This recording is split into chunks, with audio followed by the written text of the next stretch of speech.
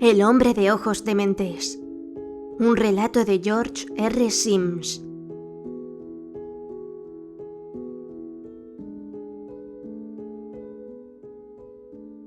Cuando conocí a Dorcas Dim, su nombre era Dorcas Lester.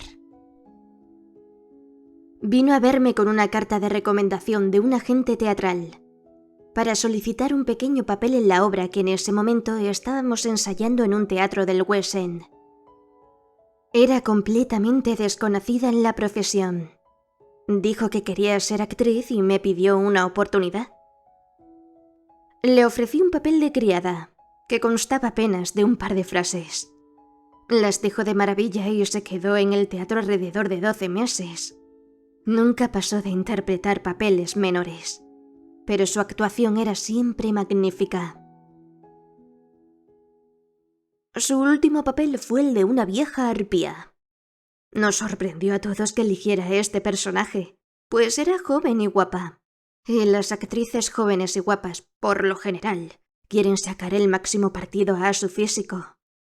Dorcas Lester cosechó un éxito formidable en su papel de arpía. Aunque solo aparecía en escena 10 minutos en el primer acto y 5 minutos en el segundo, todo el mundo elogió su interpretación realista y bien trabajada. Nos dejó cuando la obra aún seguía en cartel, y pensé que se había casado y había abandonado la profesión. Transcurrieron 8 años hasta que volví a verla. Tenía asuntos que tratar con un conocido abogado del West End.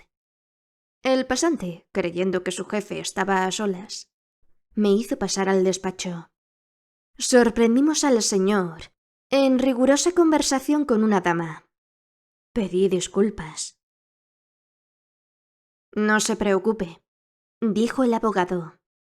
La señora ya se marchaba. Y la señora en cuestión, captando la indirecta, se levantó y salió del despacho. Me fijé en ella cuando pasó a mi lado, pues no se había cubierto con el velo. Y sus rasgos me resultaron familiares.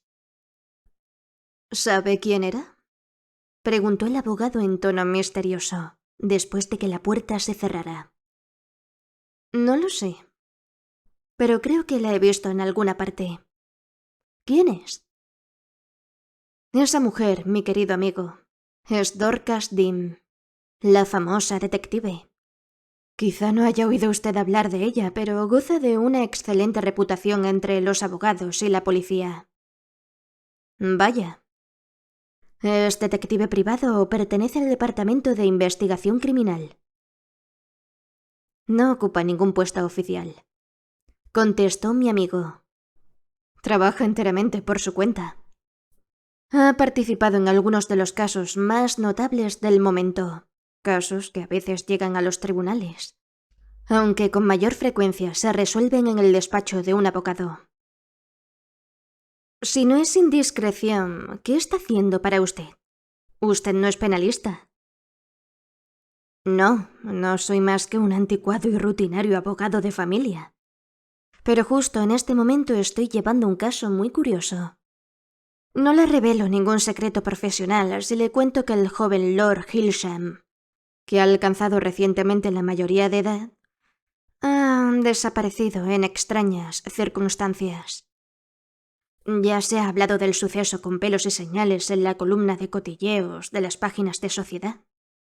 Su madre, Lady Hilsham, que es cliente mía, ha venido a verme en un completo estado de angustia. Está convencida de que su hijo está vivo y que se encuentra bien. La pobre mujer cree que es un caso de cherchez la femme y teme desesperadamente que su hijo, acaso embaucado por alguna mujer sin principios, pueda verse inducido a contraer una mésalliance desastrosa. Es la única explicación que encuentra para un comportamiento tan insólito. Y esta famosa detective que acaba de salir es la encargada de resolver el misterio. Sí, todas nuestras pesquisas han resultado infructuosas, porque Lady Hilsham no desea ponerlo en conocimiento de la policía. Le preocupa que el escándalo se haga público.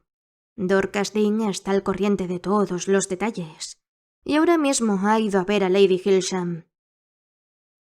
Bueno, mi querido amigo, ¿qué puedo hacer por usted? El asunto que a mí me llevaba hasta allí era una menudencia. No tardamos en discutirlo y acordarlo, y mi amigo me invitó a comer con él en un restaurante cercano. Después de la comida lo acompañé paseando hasta la puerta del despacho. Cuando nos acercábamos, un coche se detuvo en la entrada y de él bajó una dama. «Por Júpiter», exclamé. «¿Es su joven detective otra vez?» La mujer nos había visto y salió a nuestro encuentro. «Disculpe», le dijo a mi amigo. «Necesito hablar con usted un momento». Hubo algo en su voz que llamó mi atención. Y de pronto recordé de qué la conocía. «Perdone, ¿no somos viejos amigos?», dije. «Claro que sí», contestó con una sonrisa. Lo reconocí nada más verlo, pero pensé que se habría olvidado de mí. He cambiado mucho desde que dejé el teatro. Ha cambiado de nombre y de profesión, pero apenas de aspecto. Tendría que haberla reconocido al momento. ¿Puedo esperarla mientras discute usted sus asuntos con el señor? Me gustaría mucho que habláramos de los viejos tiempos. Dorcas Lester, o mejor dicho, Lorcas Dim, como ahora debo llamarla, asintió con la cabeza, y la esperé cerca de un cuarto de hora, fumando y paseando calle arriba a calle abajo. «Siento haberle hecho esperar tanto», dijo con amabilidad. «Si quiere hablar conmigo, tendrá que acompañarme a casa. Le presentaré a mi marido. No teme usted de ser un estorbo, porque lo cierto es que nada más verlo me dije que podría serme de gran utilidad». Levantó su sombrilla para detener un taxi, y antes de que pudiera evaluar la situación íbamos camino del bosque de San John. Dorcas Dean me hizo algunas confidencias en el trayecto. Me contó que había abandonado el teatro porque su padre, que era artista, murió de repente, dejándolas a su madre y a ella con poco más que unos cuadros imposibles de vender. «Pobre papá», se lamentó. «Era muy inteligente y nos quería muchísimo. Pero siguió siendo un niño hasta el último día. Cuando las cosas le iban bien se gastaba todo lo que ganaba y disfrutaba de la vida. Cuando le iba mal, hacía cuentas e iba a la casa de empeños. Le parecía muy divertido. Una vez quiso invitarnos a cenar en el Café Royal y después al teatro. Y otras veces nos enseñaba a vivir con lo mínimo, como hacía él cuando vivía en París, en el Quartier Latin. Y se preparaba la comida en un hornillo que tenía en su estudio. Pues bien, cuando murió mi padre empecé a trabajar en el teatro. Y al final, me atrevería a decir que usted lo recuerda, ganaba 2 guineas a la semana. Con eso vivíamos mi madre y yo en 2 habitaciones de St. Paul Road, en Camden Town. Entonces, un joven artista, Paul Dean, que era amigo de la familia y venía a ver a mi padre a todas horas cuando éste aún vivía, se enamoró de mí. Había prosperado muy deprisa en la profesión y ganaba bastante dinero. No tenía parientes, contaba con una renta de 700 u 800 libras anuales y expectativas de ganar mucho más. Paul me pidió que me casara con él, y yo acepté. Insistió en que dejara el teatro. Dijo que buscaría una casa agradable, que mi madre vendría a vivir con nosotros y que todos seríamos felices. Alquilamos la casa a la que vamos ahora, una casita muy linda, con un jardín precioso, en Elstree Road, y fuimos muy felices los 2 primeros años. Entonces nos ocurrió una desgracia. Paul tuvo una enfermedad y se quedó ciego. Nunca podría volver a pintar. Cuidé de él hasta que recuperó la salud y entonces vi que los intereses del dinero que habíamos ahorrado apenas alcanzaban para pagar el alquiler de la casa. Yo no quería romper nuestra familia. No sabía qué hacer. Pensé en volver al teatro y casi estaba decidida a intentarlo, cuando la casualidad eligió mi futuro y me ofreció la oportunidad de ganarme la vida con una profesión completamente distinta. Nuestro vecino, el señor Johnson, era un jefe de policía retirado. Desde la fecha de su jubilación dirigía una agencia de detectives para los miembros de la alta sociedad, en colaboración con un prestigioso bufete de abogados que se ocupa de asuntos delicados, y por lo visto guarda los secretos de la mitad de la aristocracia. Teníamos mucho trato con el señor Johnson, y no había nada que agradase más a Paul en nuestras noches tranquilas que charlar y fumar una pipa con nuestro jovial y bondadoso vecino y antiguo jefe de policía. En más de una ocasión nos quedábamos mi marido y yo junto al fuego hasta altas horas de la madrugada, escuchando las pintorescas historias de crímenes y misterios que nuestro buen amigo nos contaba. Nos fascinaba seguir el curso lento y cauteloso con el que el señor Johnson, que parecía un alegre capitán de barco más que un detective, nos invitaba a adentrarnos por el laberinto de Hampton Court, en cuyo centro se escondía la verdad que era su cometido descubrir. Debía de apreciar mucho la opinión de Paul, porque al cabo de algún tiempo venía a hablar con él de los casos que tenía entre manos, sin mencionar ningún nombre, claro está, cuando se trataba de un asunto confidencial. Y más de una vez resultó que la visión que Paul tenía del misterio era la acertada. A raíz de esta frecuente relación con un detective privado, empezamos a interesarnos por su trabajo. Y cuando los periódicos se hicieron eco de un caso muy importante, que al parecer traía de cabeza a Scotland Yard, Paul y yo lo discutimos y elaboramos nuestras propias teorías. Cuando mi querido Paul perdió la vista, el señor Johnson, que era viudo, venía de visita siempre que estaba en casa. Sus casos a veces lo obligaban a pasar varias semanas seguidas fuera de Londres, y trataba de animarlo con el último amorío o el último escándalo en el que se había visto envuelto. En aquellas ocasiones, mi madre, que es una mujer encantadora, aunque sencilla y chapada a la antigua, siempre daba un pretexto para no estar presente. Decía que las historias del señor Johnson le ponían los pelos de punta.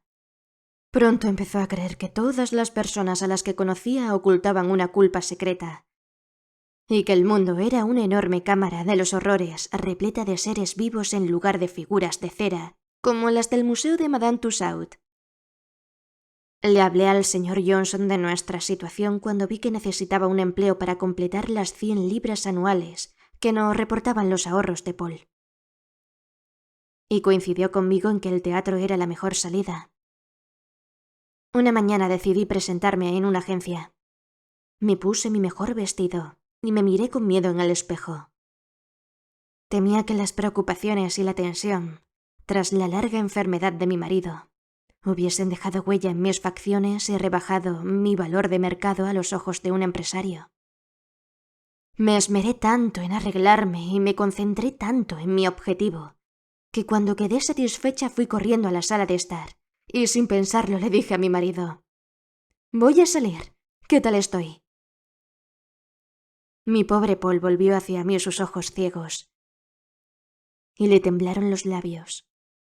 Al instante comprendí mi descuido. Lo abracé, lo besé y con los ojos llenos de lágrimas salí corriendo al jardín. Cuando abrí la puerta, el señor Johnson estaba a punto de llamar. «¿A dónde va?», preguntó. «A la agencia de artistas, a ver si encuentro trabajo». «Vuelva, quiero hablar con usted». Entramos en casa y pasamos al comedor que estaba vacío. «¿Cómo cree que le iría en el teatro?», dijo. «Bueno, si tengo suerte podré ganar lo mismo que antes, 2 guineas a la semana».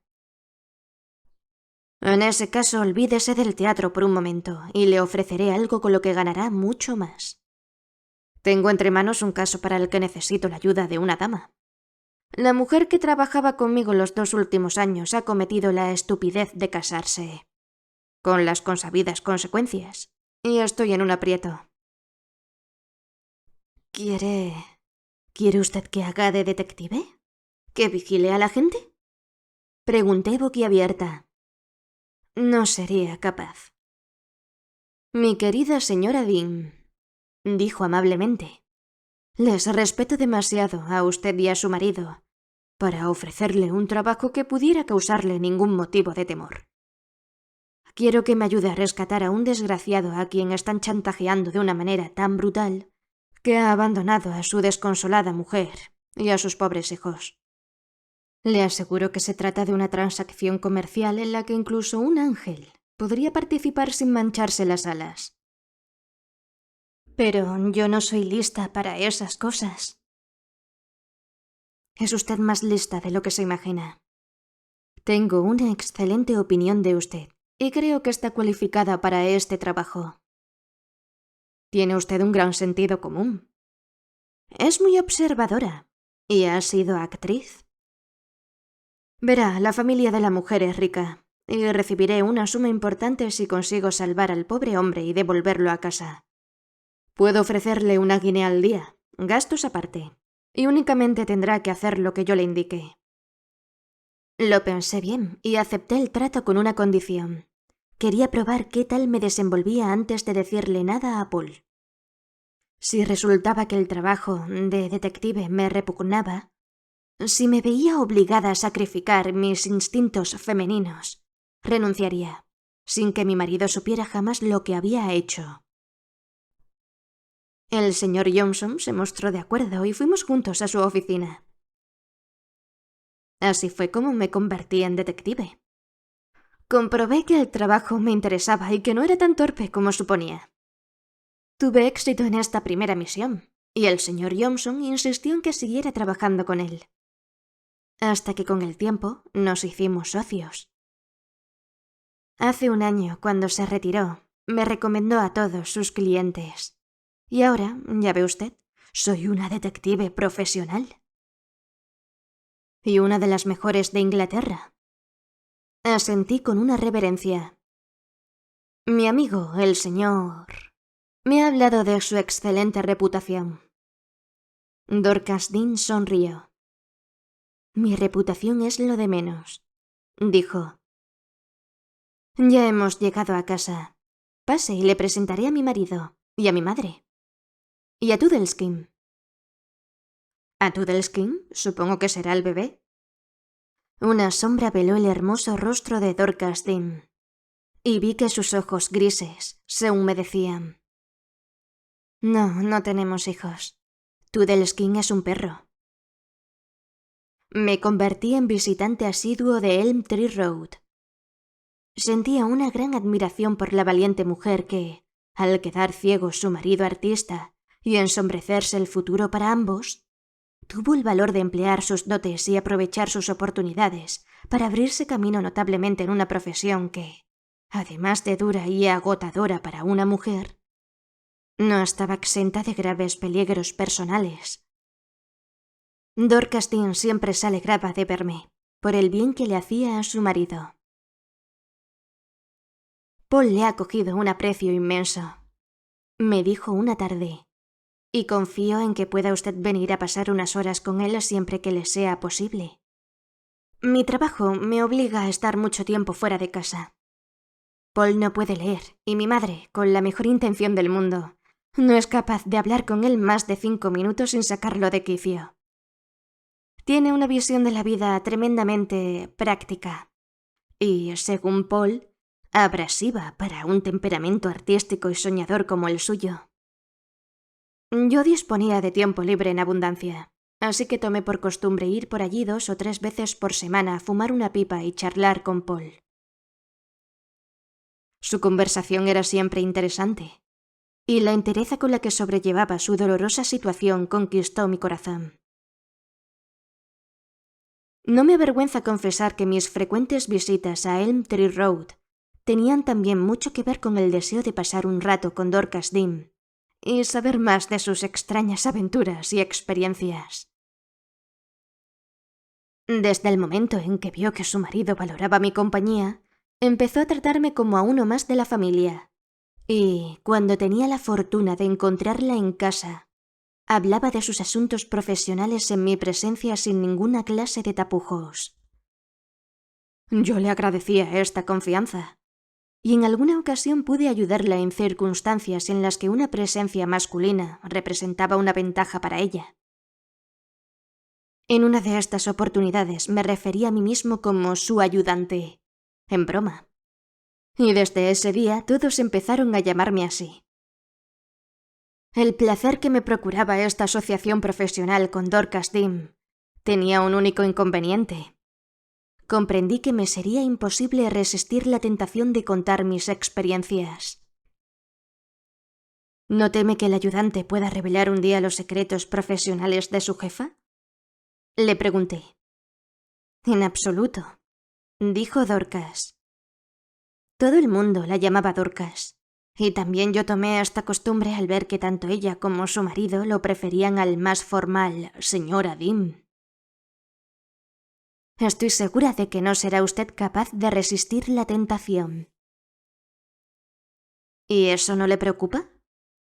Claro que no, con la condición de que utilice la información de manera que no se pueda identificar a ninguna de las personas concernidas. Esto me quitó un gran peso de encima.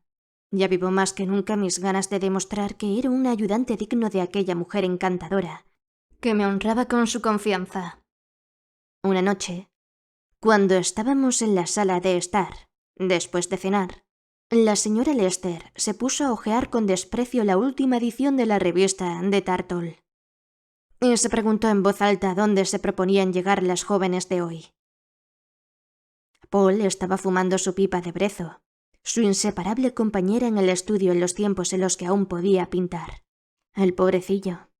Y Dorcas se había tumbado en el sofá. Toodleskin, hecho un ovillo en su lado, roncaba suavemente a la manera propia de su especie.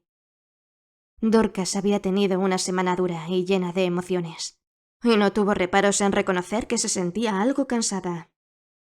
Acababa de rescatar a una dama de fortuna de las garras de un aventurero ruso sin escrúpulos, y había logrado impedir el matrimonio casi en el mismo altar, con la oportuna exhibición de los antecedentes del novio, a los que tuvo acceso con ayuda del jefe de la brigada de detectives de Francia. Este caballero le debía un favor. Poco antes, Dorcas había emprendido una delicada investigación para el chef de la Sûreté, en la que se vio envuelto el hijo de una de las familias más nobles de Francia. Su intervención logró cortar de raíz un escándalo que habría sido la comidilla de los bulevares por espacio de un mes entero. Paul y yo hablábamos en voz baja, porque la respiración acompasada de Dorcas nos indicó que se había quedado dormida. De repente, Toodleskin abrió los ojos y soltó un gruñido. Había oído la campana de la puerta principal. Momentos después, la criada entraba a entregar una tarjeta a su señora, que se incorporó en el sofá con los ojos aún medio cerrados. El caballero dice que tiene que verla sin falta, por un asunto de la mayor importancia. Dorcas miró la tarjeta y le dijo a la criada: «Acompaña al caballero al comedor y dile que enseguida estoy con él». Se acercó a mirarse en el espejo y borró de sus párpados las huellas de la reciente siestecita. «¿Lo conoce de algo?», preguntó pasándome la tarjeta. Coronel Hargrave, Horley Park, Godalming. Leí. Negué con la cabeza y Dorcas, dejando escapar un suspiro, fue a ver al visitante. Al cabo de unos minutos sonó la campana del comedor, y momentos después la criada entró en la sala de estar. «Señor», me dijo, «la señora le pide que tenga la bondad de pasar a la sala de estar». Me sorprendió encontrar allí a un caballero entrado en años y de aspecto marcial, inconsciente en una butaca, y a Dorcas inclinada sobre él. «Creo que solo es un desmayo pasajero», dijo. «Está muy nervioso y muy alterado. Quédese con él mientras voy a buscar un poco de brandy. Será mejor que le afloje el cuello de la camisa. ¿O cree que deberíamos avisar al médico?» «No, no parece nada grave», dije tras echar una rápida ojeada al caballero. Empecé a aflojarle el cuello de la camisa en cuanto salió Dorcas, y el coronel enseguida lanzó un hondo suspiro y abrió los ojos. «Ya está mejor», dije. «No se preocupe, no pasa nada». El coronel miró un momento por todo el comedor, desconcertado. Yo. ¿Dónde está la señora? Enseguida viene, ha ido a buscar un poco de brandy. Ya me encuentro bien, gracias. Supongo que habrá sido el ajetreo del día. Vengo de viaje, no he comido nada y estoy muy preocupado. Le aseguro que esto no me suele pasar. Dorcas volvió con el brandy. El coronel se animó nada más verla. Cogió la copa que le ofrecía y la vació de un trago. Ya me encuentro bien. Repitió. Por favor, permítame que continúe con mi historia. Confío en que pueda usted aceptar el caso de inmediato. Veamos, ¿por dónde iba? Me miró de soslayo con gesto incómodo. Puede hablar sin reservas delante de este caballero, dijo Dorcas. Tal vez pueda ayudarnos, si quiere usted que lo acompañe ahora mismo a Orley Park. Hasta ahora me ha contado que su hija, que tiene 25 años y vive con usted, apareció anoche en la orilla del lago de su finca, con la mitad del cuerpo fuera del agua y la otra mitad dentro. Había perdido el conocimiento y la llevaron a casa para acostarla. Usted estaba en Londres en ese momento y regresó a Orley Park esta mañana tras recibir un telegrama. Hasta ahí habíamos llegado antes de que se sintiera indispuesto. Sí, exclamó el coronel. Pero ya me encuentro perfectamente. Cuando llegué a casa esta mañana, poco antes de mediodía, me tranquilizó ver que Maud, que así se llama mi pobre hija, estaba consciente y que el médico había dejado una nota en la que me decía que no me preocupase y prometía pasar a verme a primera hora de la tarde. Subí directamente a la habitación de mi hija y la encontré muy débil y abatida, como es natural. Le pregunté qué había ocurrido, porque no lo entendía, y me dijo que salió a pasear después de la cena y que debió de marearse y caer en la orilla del lago. ¿Es un lago profundo?, preguntó Dorcas. En el centro sí, pero no en la orilla. Es relativamente grande y tiene una pequeña isla con aves acuáticas. Vamos en barca hasta allí. Probablemente fue un desmayo repentino, como usted mismo acaba de decir. Seguramente le ocurre con cierta frecuencia. No, es una muchacha fuerte y sana. Disculpe que lo haya interrumpido, dijo Dorcas. Continúe, por favor. En realidad creo que hay algo más que un desmayo repentino detrás de este incidente. De lo contrario, no habría venido usted a contratar mis servicios.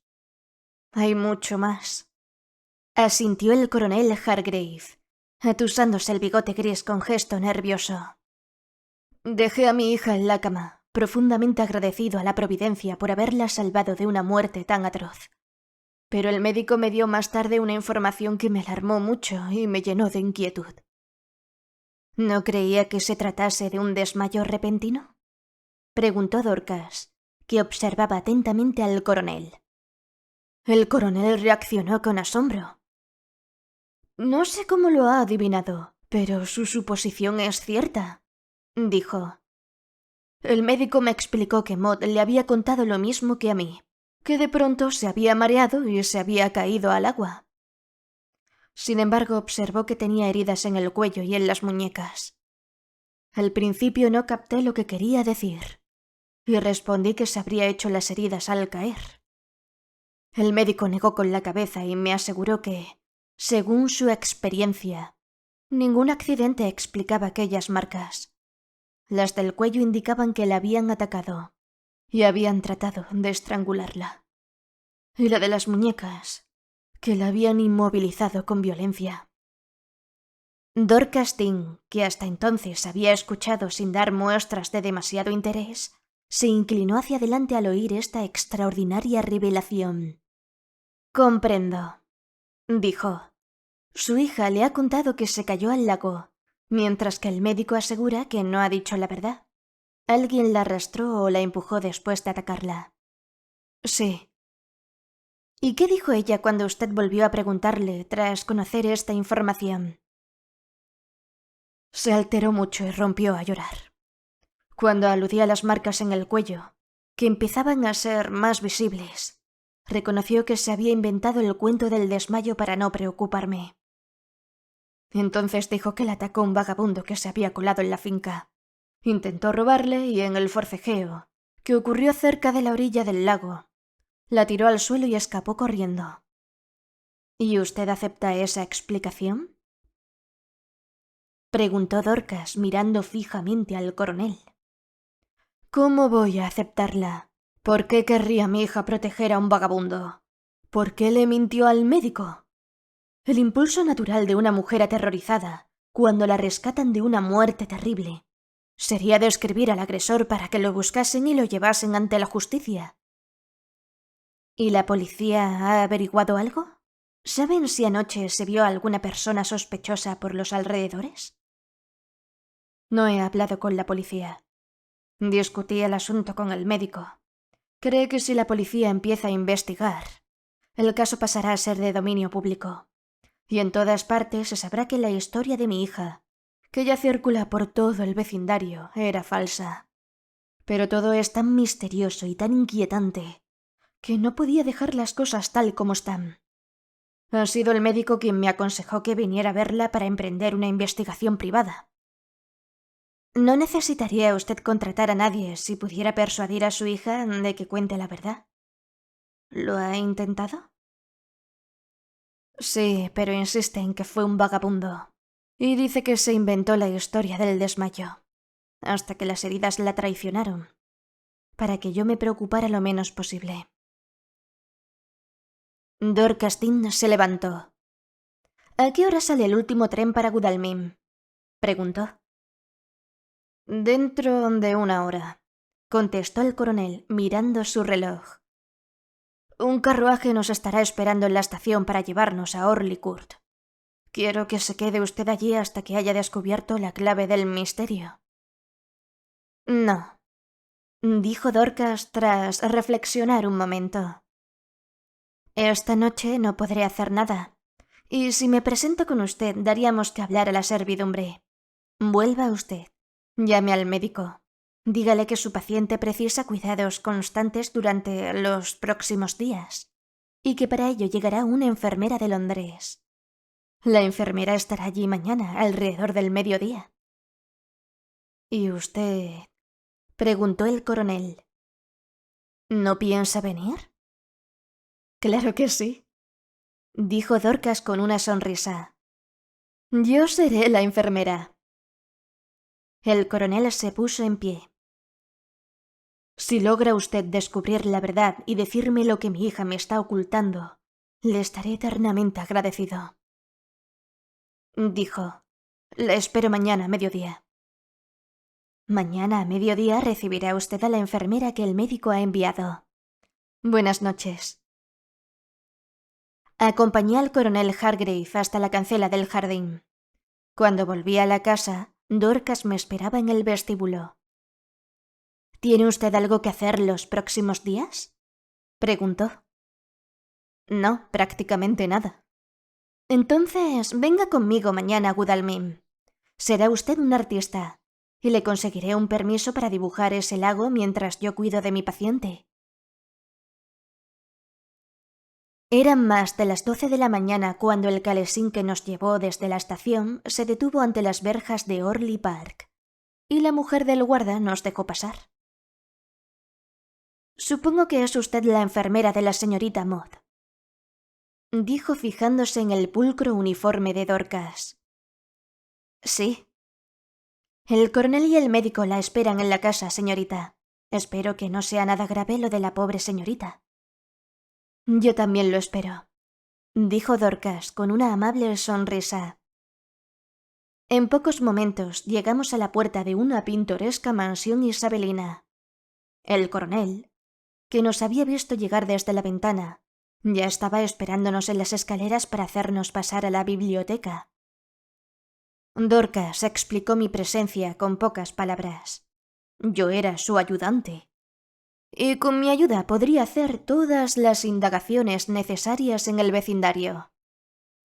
Para todo el mundo, el señor Saxon será un artista a quien usted ha dado permiso para dibujar la casa y la finca. Creo que eso será lo mejor.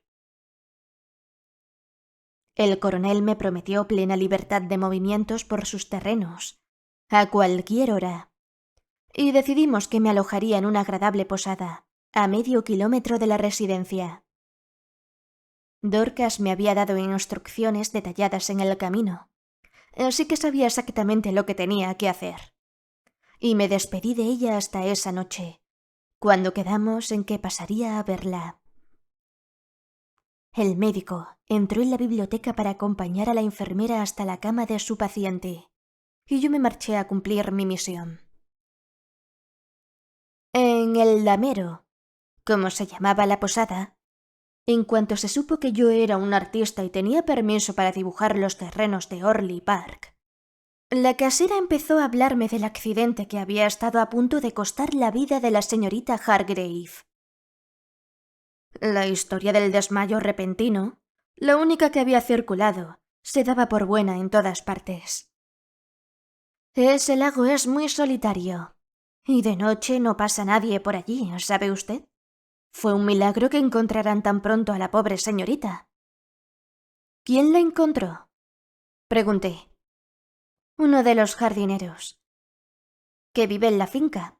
Había venido a Godalming esa tarde y volvía a casa por la orilla del lago. ¿A qué hora? Cerca de las 10. Menos mal que la vio, porque faltaba menos de una hora para que anocheciera y no había luna. ¿Y qué pensó al verla? Bueno, la verdad es que al principio pensó que se trataba de un suicidio, que la señorita no había sido capaz de llegar hasta el final, y en algún momento perdió el conocimiento. Claro, asentí. No se le ocurrió que pudiera tratarse de un asesinato, porque nadie podía entrar en la finca a esa hora de la noche sin pasar por las verjas. Bueno, hay un sitio por el que sí se puede entrar. Pero para eso hay que conocer a los perros o ir con alguien que los conozca. Tienen una pareja de mastines para proteger la finca, y ningún desconocido se atrevería a entrar por ahí si oyese ladrar a los perros.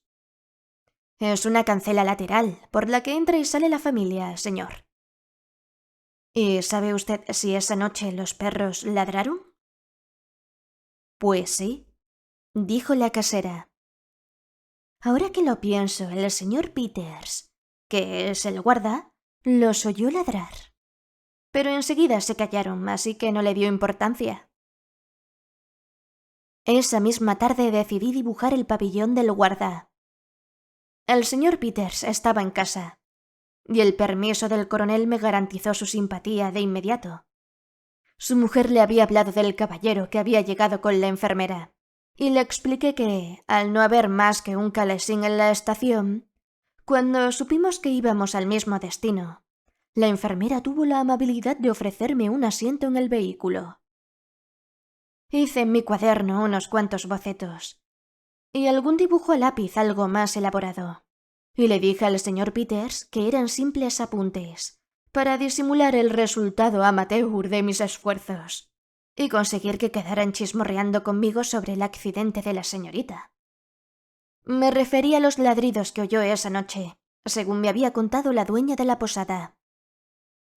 Sí, pero enseguida se callaron, dijo.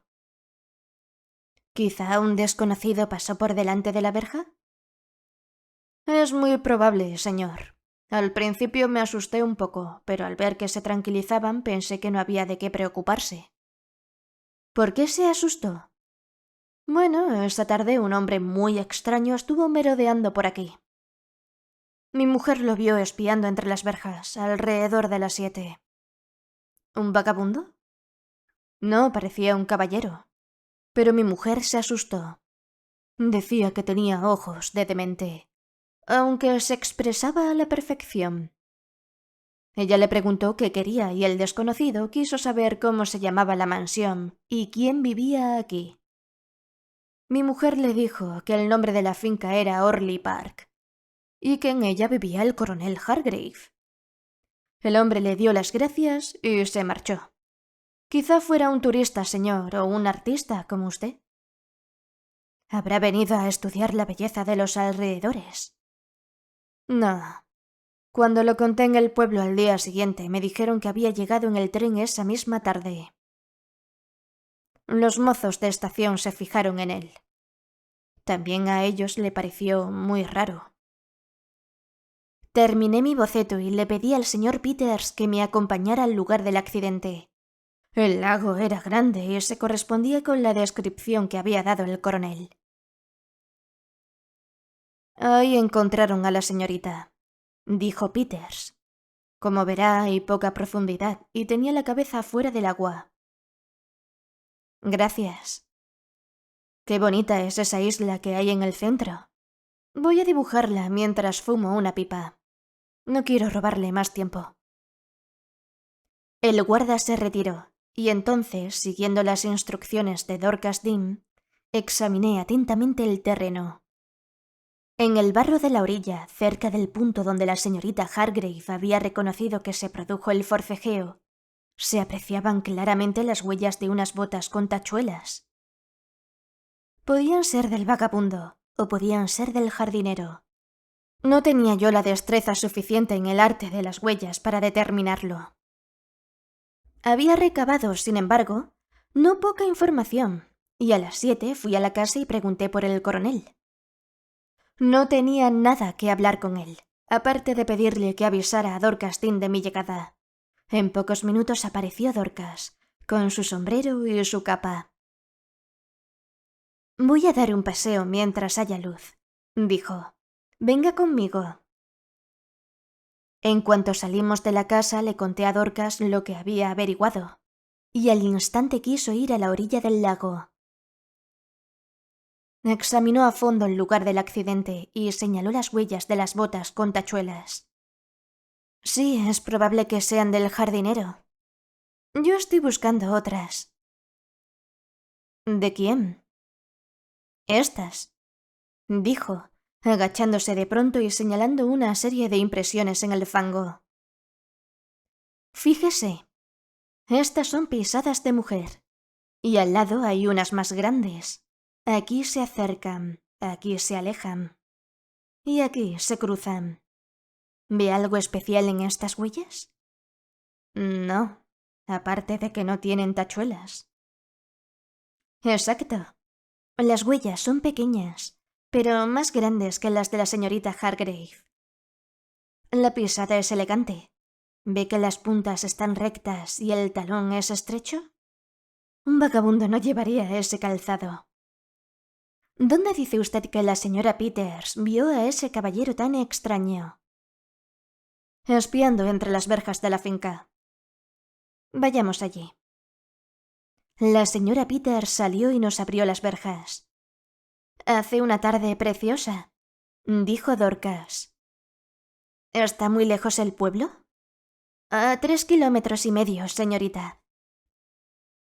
«Eso es demasiado para ir ahora». Sacó el monedero y escogió unas monedas. «¿Me haría el favor de enviar a alguien mañana a primera hora y pedirle que compre un frasco de esencia de violeta en la farmacia? Es la fragancia que llevo siempre y he venido sin ella». Estaba a punto de darle el dinero a la señora Peters cuando se le cayó el monedero y las monedas salieron rodando por el camino. Las cogimos casi todas, pero Dorcas dijo que le faltaba medio soberano. Estuvo 1/4 de hora buscando por todas partes el medio soberano delante de las verjas, y le ayudé en la búsqueda. Pasó 10 minutos escudriñando una zona concreta, junto a la verja derecha, donde la tierra del camino estaba muy pisoteada. De repente dijo que lo había encontrado. Se llevó una mano al bolsillo y le dio a la señora Peters una moneda de 5 chelines para el perfume. Con un gesto me indicó que la siguiera y echamos a andar por la carretera. «¿Cómo es que se le ha caído el monedero? ¿Está nerviosa?», pregunté. «En absoluto. Lo he tirado a propósito, para que las monedas salieran rodando y me dieran la oportunidad de examinar el terreno alrededor de las verjas». «¿De verdad ha encontrado el medio soberano?» «No lo había perdido, pero he encontrado lo que buscaba». «¿Y qué era?» «Las huellas del hombre que se acercó a la verja esa noche. Son idénticas a las que hemos visto en la orilla del lago.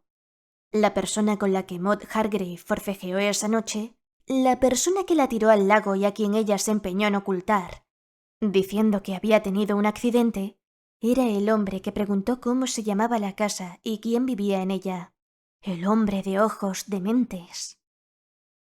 ¿Está usted completamente segura de que las huellas del hombre que asustó a la señorita Peters en la verja y las huellas mezcladas con las de la señorita Hargrave en la orilla del lago son las mismas? Pregunté. Completamente. En ese caso, si la señorita Hargrave pudiera describirlo, quizá el coronel será capaz de reconocerlo. No, ya le he preguntado si sabía de alguien que pudiera guardar rencor a su hija por alguna razón. Y me ha asegurado que no. Su hija apenas tiene amistades. ¿Y no ha tenido ningún amorío? Ninguno, según su padre. Aunque él solo puede responder por los 3 últimos años. Antes de eso estaba en la India, y Maud, que regresó a Inglaterra a los 14 años, cuando murió su madre, vivía con una tía suya en Norwood. Explicó Dorcas. ¿Cree que el hombre que consiguió entrar en la finca para reunirse con la señorita Hargrave o sorprenderla en el lago era un desconocido para ella? No. Si lo hubiera sido, no se habría inventado la historia del mareo para protegerlo. Nos habíamos alejado bastante de la casa cuando pasó a nuestro lado un calesín vacío. Le hicimos parar, y Dorcas pidió al cochero que nos llevase a la estación. Allí me indicó que interrogara al mozo de equipajes y tratara de averiguar si un hombre que encajaba con la descripción del sospechoso había cogido el tren la noche del accidente. Localicé al empleado que había contado al señor Peters que había visto llegar al caballero y se había fijado en la extraña expresión de sus ojos. Me aseguró que ese individuo no cogió un tren de vuelta. Había hablado de él con sus compañeros, y alguno tendría que haberlo visto. El desconocido no llevaba equipaje y venía de Waterloo, sin billete de vuelta. Transmití esta información a Dorcas, que me esperaba en la puerta. Sin equipaje, dijo. ¿Eso significa que no iba a un hotel y tampoco se alojaba en una residencia particular? ¿Pero podría vivir cerca? No. El mozo de estación lo habría reconocido si tuviera la costumbre de pasar por aquí. Tuvo que huir después de atacar a la señorita Hargrave y arrojarla al agua. Seguramente salió de la finca y fue andando hasta otra estación para regresar a Londres. Es posible, dijo Dorcas, pero no lo creo. Venga, volveremos a Orley Park en el calesín. Poco antes de llegar a la mansión, Dorcas despidió al cochero. ¿Dónde están esos perros? Cerca de esa puerta privada que hay en el muro para uso de la familia, ¿verdad? Sí, Peters me lo ha enseñado esta tarde. Muy bien. Voy a entrar. Espéreme en el lago mañana por la mañana, a eso de las 9. Ahora vigile hasta que me vea llegar a la verja. Esperaré 5 minutos fuera antes de llamar. Cuando vea que he entrado, vaya a esa zona del muro donde está la puerta privada. Suba el muro y asómese. Cuando los perros empiecen a ladrar y se acerquen, compruebe si le daría tiempo a saltar y huir antes de que alguien los llame. Después, vuelva a la posada. Seguí las órdenes de Dorcas. Cuando logré encaramarme al muro, los perros salieron corriendo de su caseta y empezaron a ladrar con furia. Si hubiera saltado, habría caído justo en sus garras. Al momento oí un grito y reconocí la voz del guarda. Salté al camino y me alejé pegado al muro. Oí que Peters hablaba con alguien y comprendí lo que había ocurrido. Mientras abría la puerta para que entrase Dorcas, oyó ladrar a los perros y se acercó corriendo a ver qué pasaba. Ella lo había seguido. A las 9 del día siguiente, Dorcas me esperaba en el lago. Lo hizo usted de maravilla anoche, dijo. Peter se llevó un buen susto. Se alegró mucho de que lo acompañara. Tranquilizó a los perros y buscamos por todas partes entre los matorrales para ver si había alguien escondido. La señorita Hargrave no abrió la puerta a ese hombre para que entrase esa noche. Él saltó el muro. He encontrado 2 huellas, muy juntas, tal como quedarían impresas al saltar desde cierta altura. ¿Y volvió por el mismo camino? ¿Había huellas de retorno? Pensé que había hecho una pregunta inteligente, pero Dorcas sonrió y negó con la cabeza. No las he buscado. ¿Cómo iba a pasar por delante de los perros mientras la señorita Hargrave estaba tendida en la orilla del lago? Lo habrían despedazado. ¿Y sigue pensando que el hombre de ojos dementes es el culpable? ¿Quién puede ser?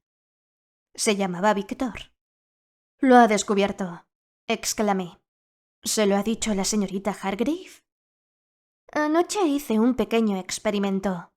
Cuando se quedó dormida y empezó a soñar, me acerqué sin hacer ruido y me coloqué justo detrás de la cama.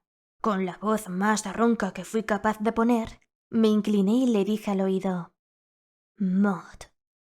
Se despertó sobresaltada y gritó: ¡Víctor! Al momento aparecí a su lado y vi que temblaba violentamente. ¿Qué ocurre, querida? ¿Estaba soñando? Le pregunté. Sí, dijo. Estaba soñando. La tranquilicé y estuve un rato hablando con ella hasta que volvió a quedarse dormida. Bueno, al menos sabemos el nombre de pila de ese hombre.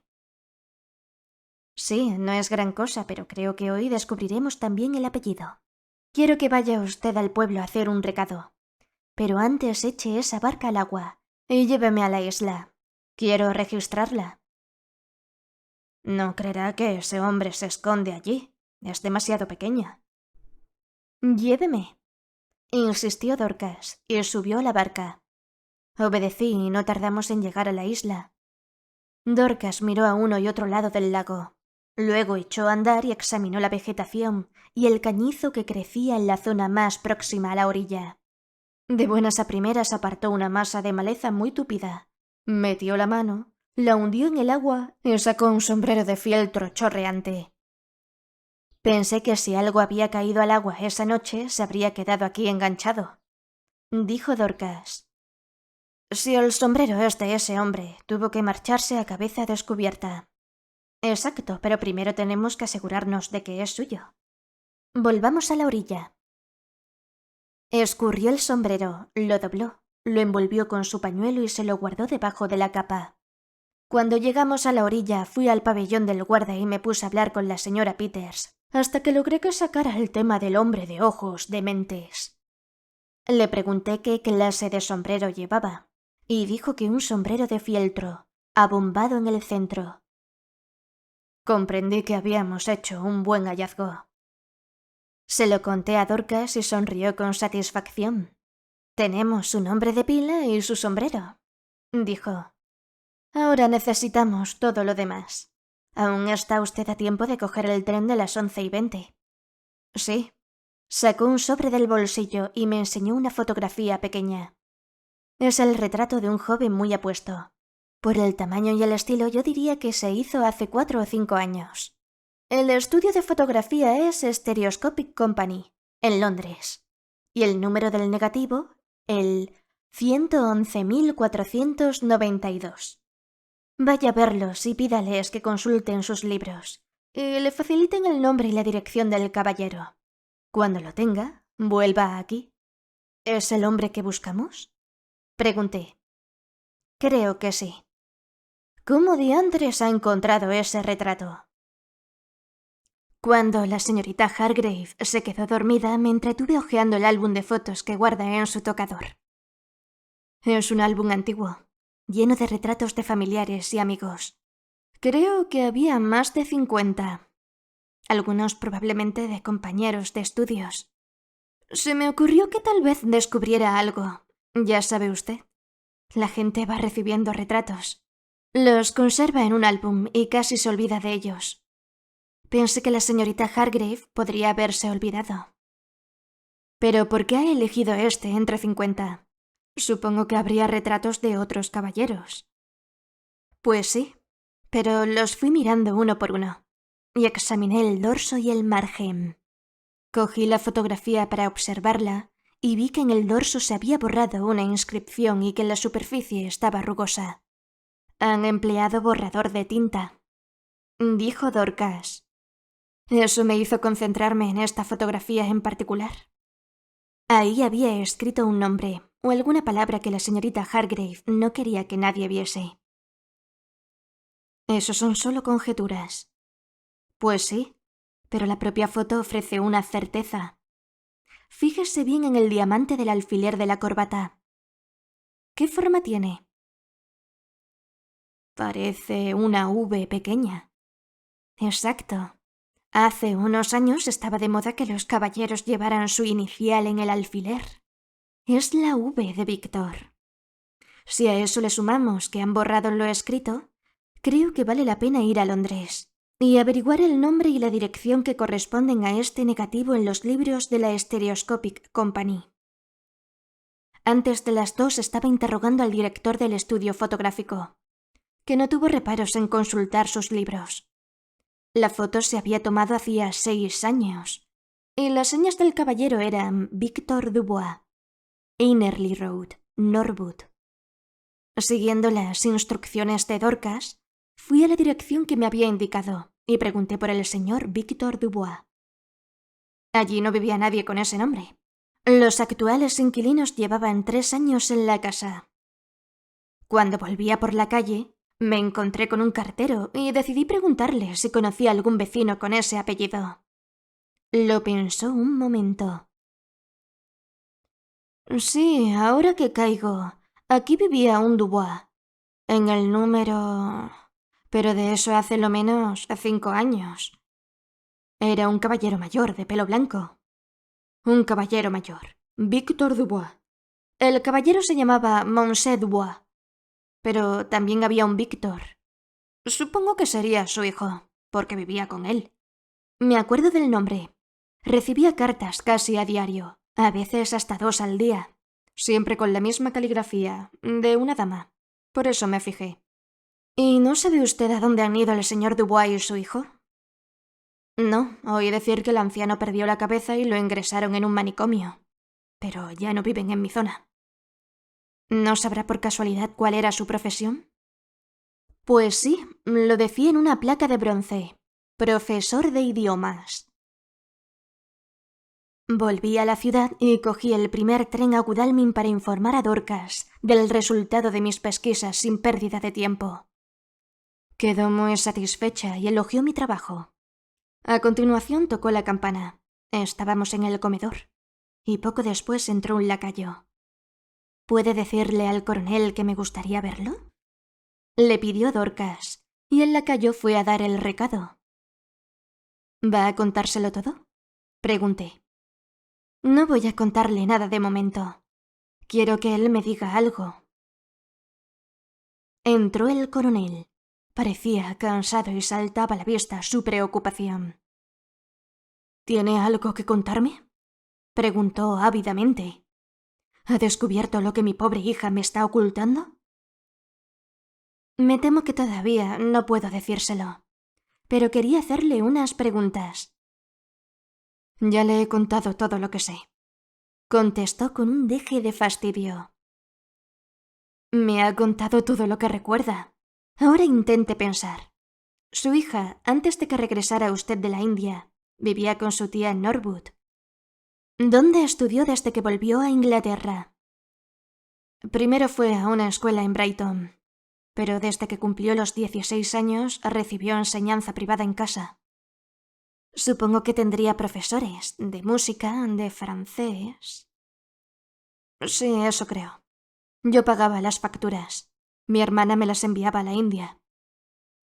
¿Recuerda usted el apellido Dubois? El coronel se quedó pensativo. ¿Dubois? ¿Dubois? ¿Dubois? Dijo.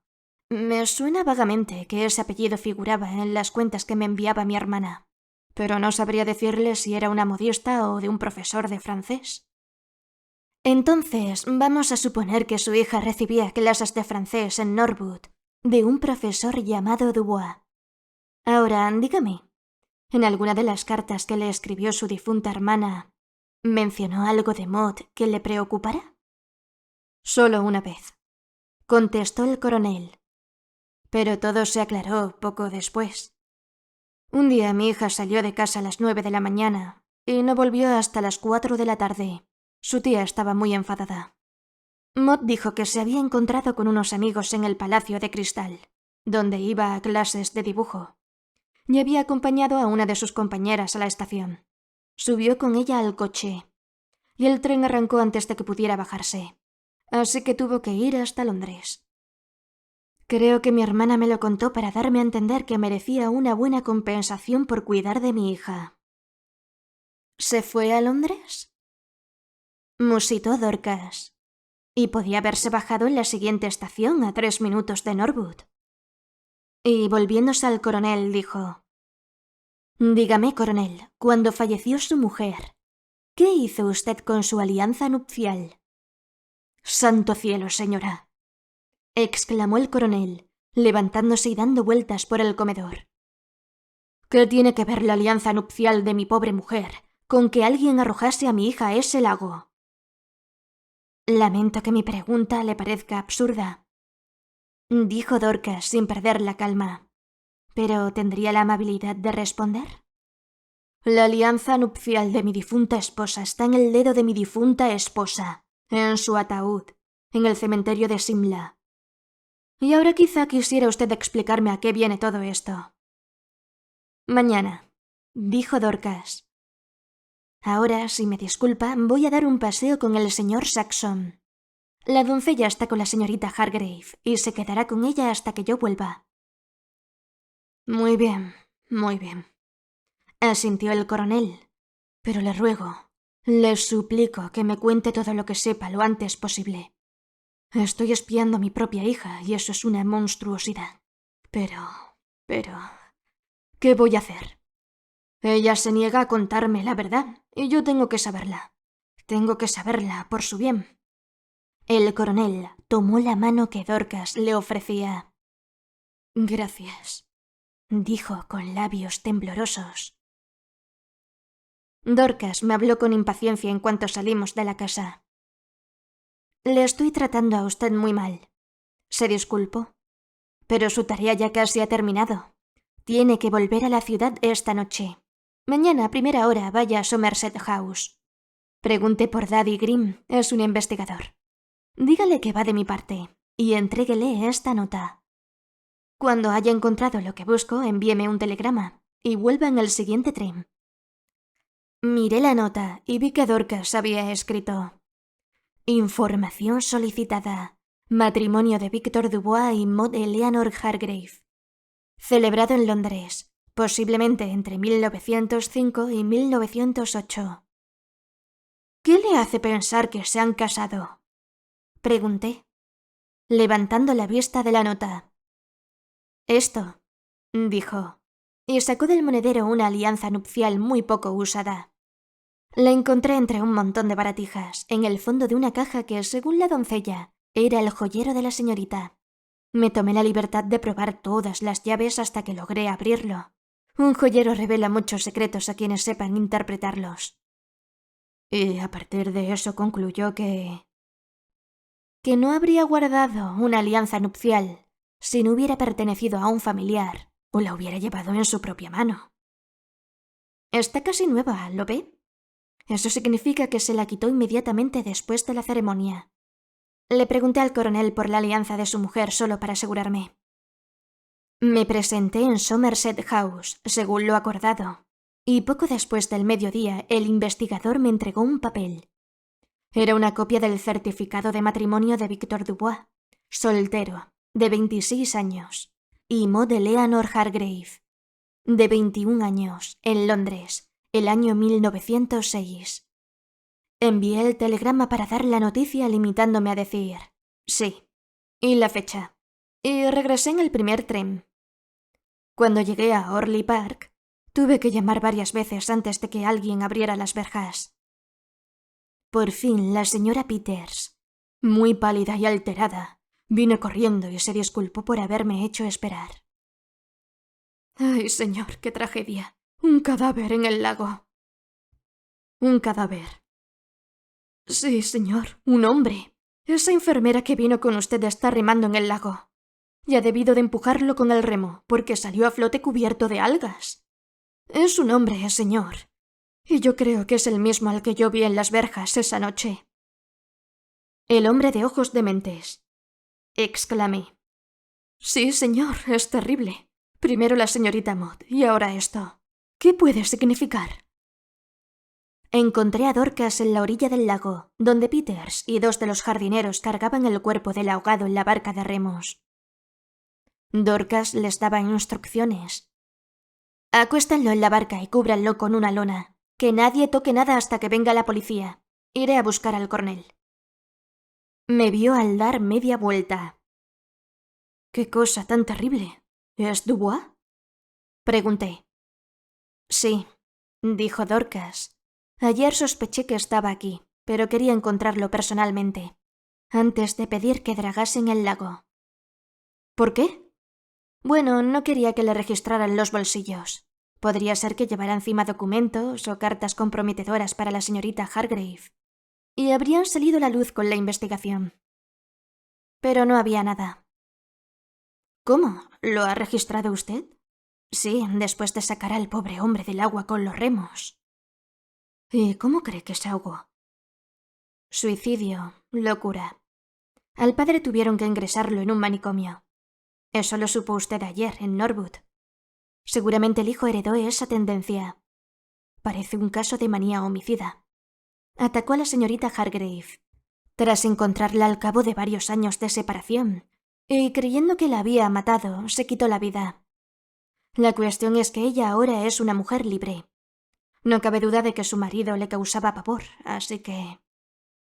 Adiviné lo que pensaba Dorcas cuando volvíamos juntos a la casa. En la puerta me tendió la mano. «Será mejor que vaya a la posada y regrese usted esta noche a la ciudad», dijo.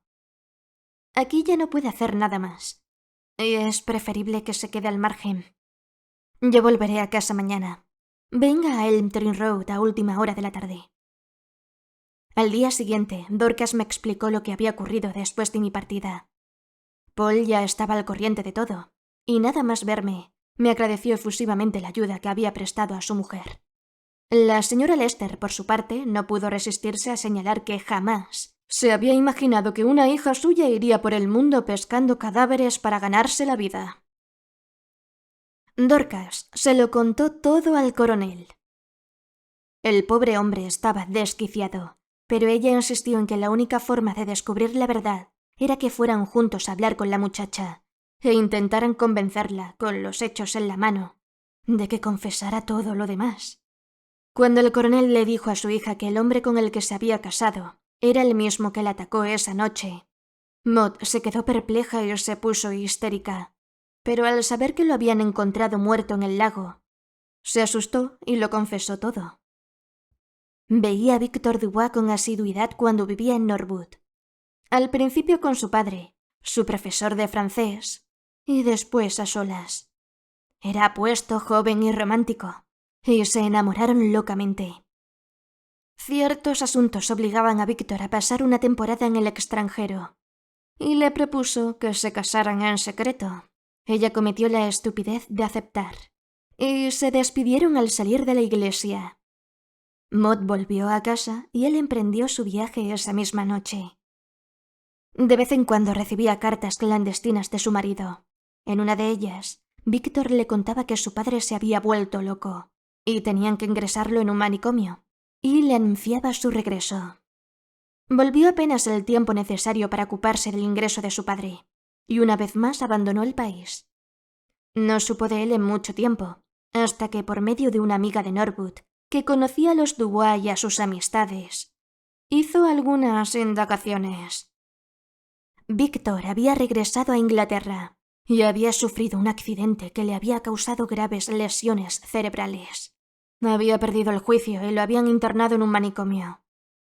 La pobre muchacha decidió entonces guardar su matrimonio en secreto para siempre, sobre todo cuando su padre volvió de la India, pues sabía que se llevaría un disgusto tremendo si se enteraba de que su hija se había casado con un loco. La noche del accidente, Maud salió a dar un paseo por la orilla del lago después de cenar. De pronto oyó un ruido, y los perros empezaron a ladrar. Entonces vio a Victor Dubois escalando el muro de la finca. Temiendo que los perros alertasen a Peters o a cualquier otra persona, corrió a tranquilizar a los animales mientras su marido saltaba la tapia. «Ven», le dijo, por miedo a que los mastines lo atacaran o volvieran a ladrar. Y lo llevó hasta el lago, que no se veía desde la casa ni desde el pabellón del guarda. Con la emoción del momento, Maud se olvidó de que estaba trastornado. Al principio se mostró amable y cariñoso. Le explicó que había estado enfermo en un manicomio, pero que estaba curado y le habían dado el alta recientemente. En cuanto recuperó la libertad, empezó a buscar a su mujer y supo, por un antiguo conocido de Norwood, que la señorita Hargrave vivía con su padre en Orley Park, cerca de Godalming. Ella le rogó que se marchara tranquilamente y le prometió que escribiría. Él intentó abrazarla y besarla, pero ella se apartó instintivamente. Entonces se puso furioso. Presa de una locura repentina, la agarró del cuello. Ella forcejeó y consiguió soltarse. Estaban en la orilla. De buenas a primeras él volvió a agarrarla del cuello y la empujó al lago. Se hundió hasta la cintura, pero logró arrastrarse hacia la orilla. Antes de alcanzarla, sin embargo, perdió el conocimiento, por suerte con la cabeza fuera del agua. El asesino, quizá creyéndola muerta, debió de adentrarse en el lago y se ahogó. Antes de abandonar Orley Park, Dorcas recomendó al coronel que dejase que la investigación siguiera su curso, sin revelar lo sucedido.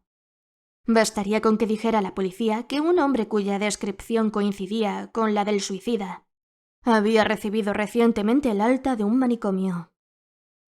Más tarde tuvimos noticias de que un funcionario del manicomio fue citado a declarar, y el tribunal concluyó que Victor Dubois, un demente, entró en la finca por una u otra razón y se ahogó en el lago, presa de un arrebato de locura transitoria.